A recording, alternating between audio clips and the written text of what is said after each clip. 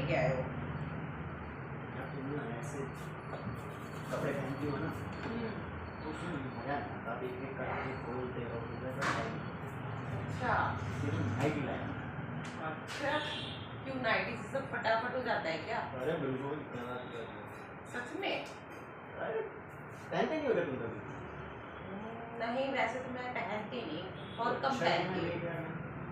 हाँ, वैसे तुमने कभी देखा ही नहीं होगा मुझे नाइटी में पहनती तो हूँ। मैं इसीलिए तुम्हें बोला था कि तुम्हारे पास नहीं हो, मैं इसीलिए लेके आया। अच्छा, वैसे मैं नाइटी वाली वो देखी थी मैंने। अच्छा, मजा आया बस।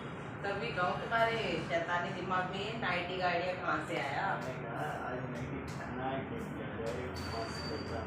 अच्छा, चलो ठीक है, अब तुम कहते हो तो नाइटी पहन के ही मुझे लेंगे आज। मगर मैं अच्छा, तुम पहनाओगे? ठीक है, तुम ही पहना लेना। एकदम पता है कितना मजा आएगा।